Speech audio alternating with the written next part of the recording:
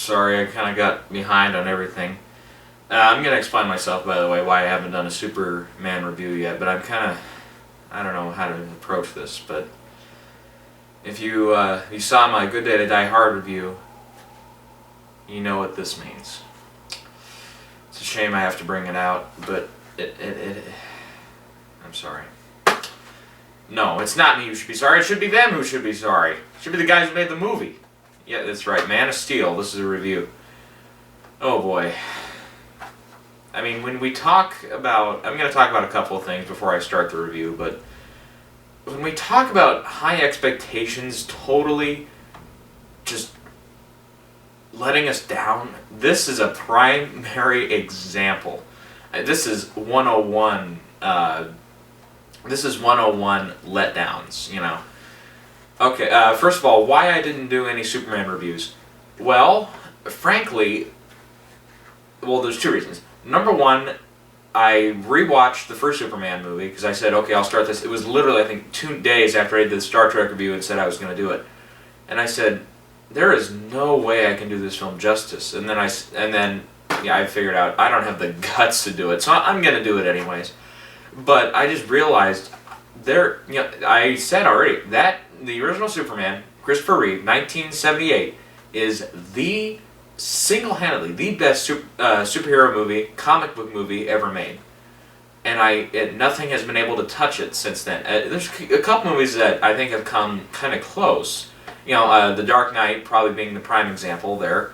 There are a couple movies that have come close and done well, and like really done well, and have created an atmosphere that has recharged the superhero movies in the same way that charged all of cinema when that came out, with its technical achievements and everything. But the way The Dark Knight kind of story-wise had significant improvements, it's kind of nice, actually, when you think about it.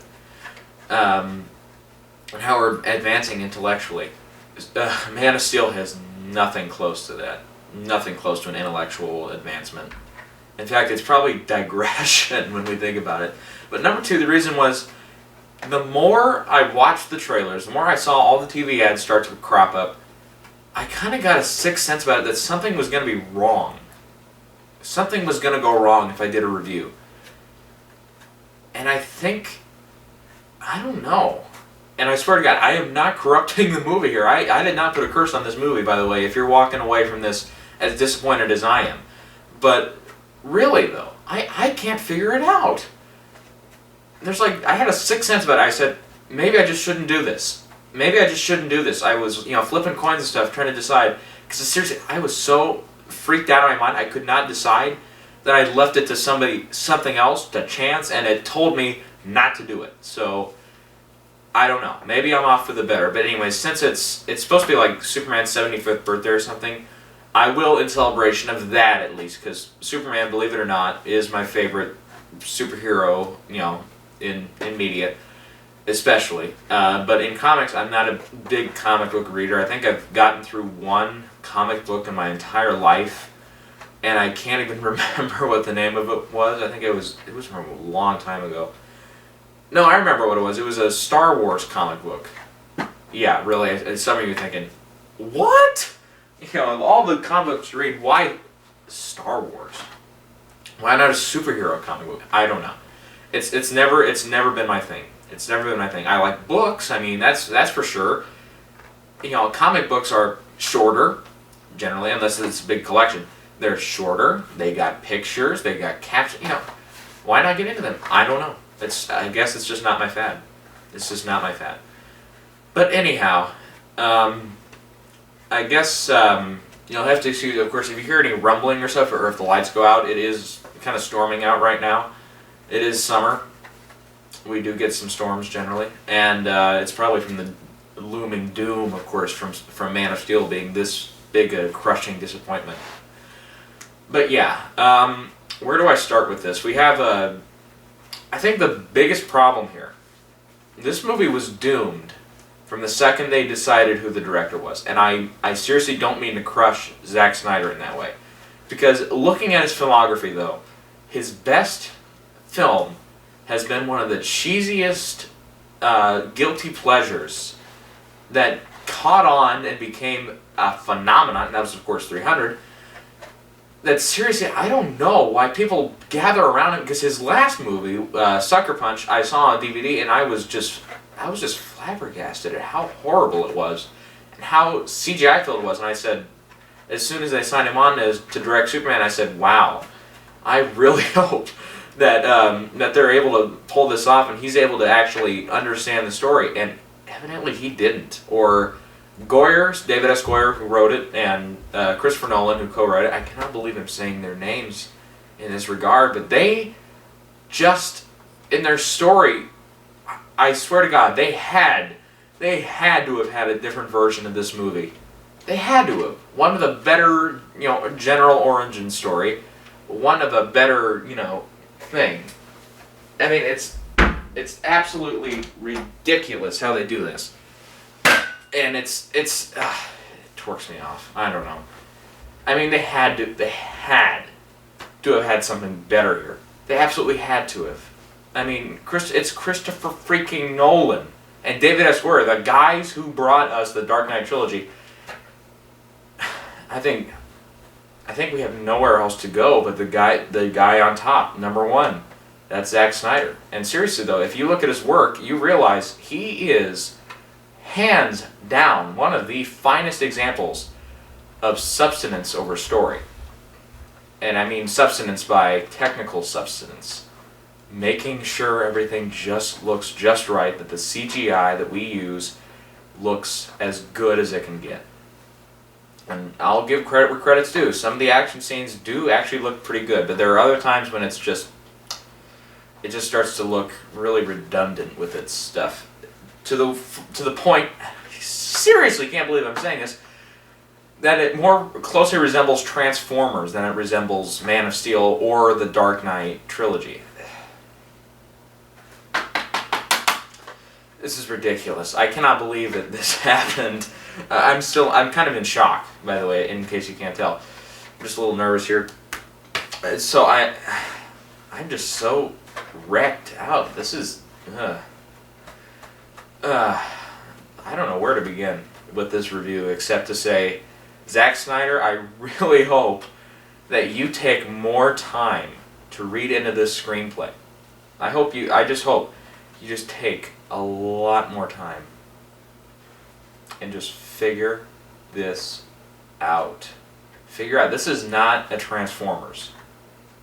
This had the potential, this Man of Steel had the potential that if it was, a really serious-minded film and it had a great story to it, in addition to some great action scenes, this could have eventually, with this series, subsequent series, beaten out the Dark Knight trilogy. Maybe at least in box office figures. But I mean, it's just they didn't take enough time. That's the thing. They set I think if I remember right, they set the release date for today, June 14th, 2013, way back in 2011. They had all that time to look over their screenplay, make sure it was right, and I think there has to be a better version of this story and this screenplay out there. And you get the sense. It's like as if they had, this is how nervous, I can't hold the freaking sword in my hands. This is seriously how bad it gets. I mean, I don't think I've ever done this on a show. But seriously, it's just like, God, I just want to, it's just, you get the sense that there were more than one writer on the screenplay here, and there was. But it's Christopher Nolan and David Goyer. They work together. They're able to formulate a plot together brilliantly. Brilliantly. And this is the result. It's serious. I think Snyder is the one that effed this all up. I swear to God, there is no way that you could come off that, and that being the Dark Knight trilogy, and do this, Man of Steel. But it's not all bad. Okay, we'll get into this right here a little bit.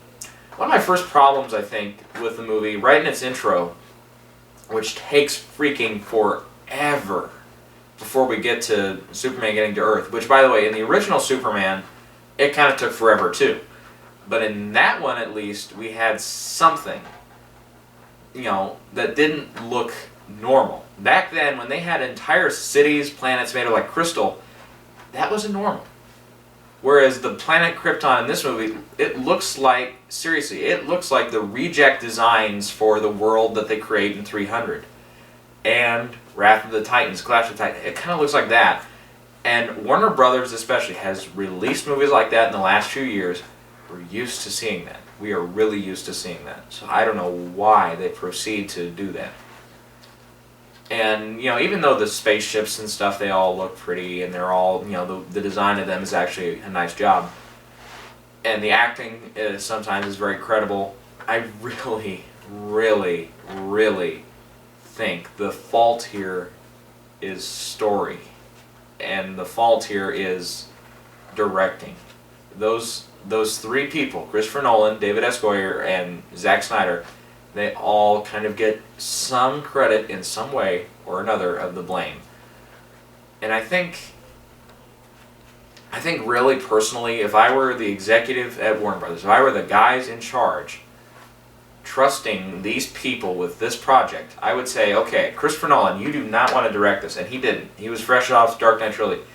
He wanted to get away from it for a while. He's doing Interstellar now, and I have all hopes, all regards that he's going to do well with it. I think he will.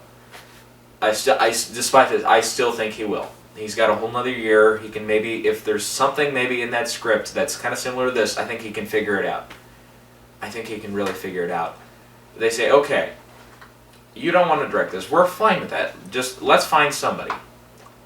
They find Zack Snyder, a guy who's kind of a double-edged sword. He can get the audience in the seats with action, with the spectacle.